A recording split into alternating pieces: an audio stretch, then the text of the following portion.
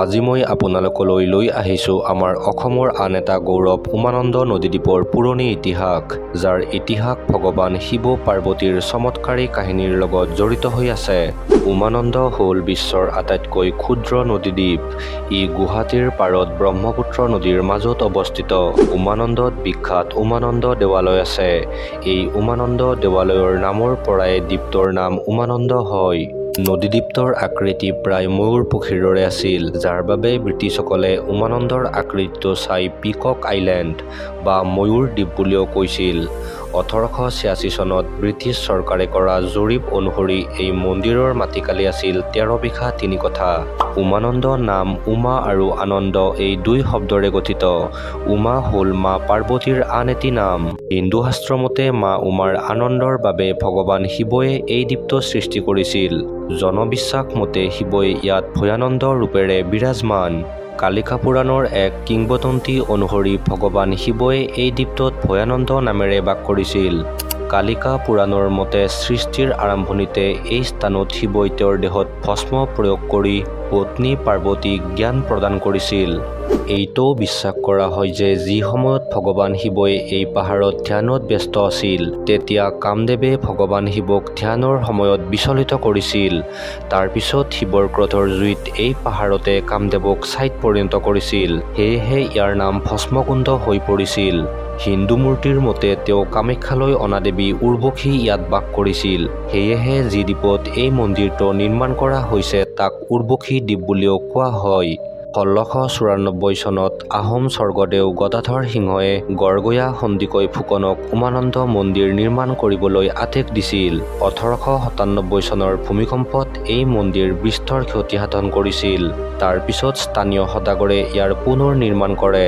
এই মন্দিৰত বৈষ্ণৱ আৰু শৈৱ দুয়ো শৈলীৰ মিশ্ৰিত আৰু স্পষ্ট নিদৰ্শন পোৱা যায়। ইয়াত শিৱ, পাৰ্বতী, গণেশ, বিষ্ণু আদিৰ লগতে অন্যান্য দেৱ-দেৱীৰ অসমীয়া শৈলীৰ মূৰ্তি পোৱা যায়। পুনৰ্নিৰ্মাণ আৰু মেৰামতিৰ সময়ত ইয়াৰ দেৱালয়বোৰত কিছুমান বৈষ্ণৱ লিপি খোদিত কৰা হৈছে। উমানন্দ দ্বীপত সিঁচৰিত হৈ থকা বিভিন্ন শিলৰ ভাস্কৰ্যৰ নমুনাও দেখিবলৈ পোৱা যায়।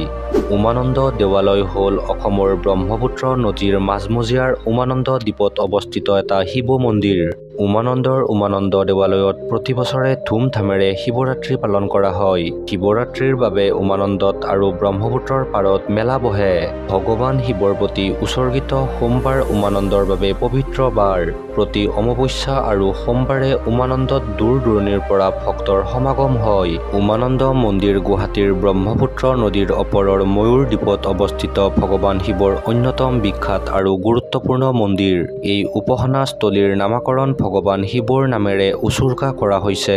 উমানন্দ নামটো হিন্দী শব্দ দুটাৰ পৰা আহিছে। উমা যিটো ভগৱান শিৱৰ পত্নী আছিল আৰু আন এটা আছিল আনন্দ, যাৰ অৰ্থ হৈছে সুখ।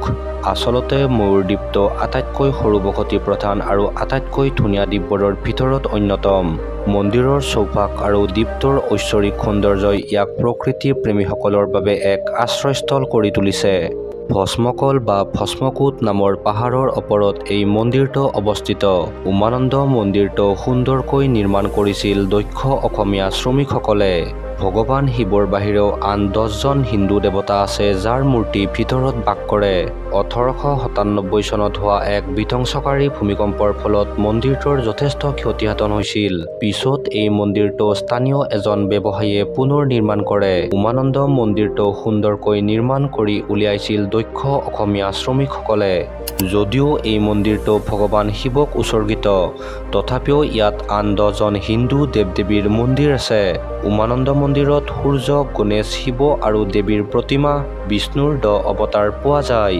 মন্দিৰটো নিজৰ লগতে আমাৰ অসমীয়া শিল্প নিপুণতাৰ প্ৰতিমূৰ্তি হয়। ভগৱান শিৱই ধ্যান কৰিবলৈ বহি থকা শিলটোক বহু গছ-গছনিয়ে আগুৰি আছে। অসমৰ প্ৰাকৃতিক সৃষ্টিৰ আঁৰৰ ৰহস্যবোৰ কেনেকুৱা অদ্ভুত নহয়নে? আপোনালোকে কি ভাবে নিশ্চয় জনাব। ভাল চাওক, ভাল শিকক। ধন্যবাদ। জয় আই অসম, জয় জুবিন দা।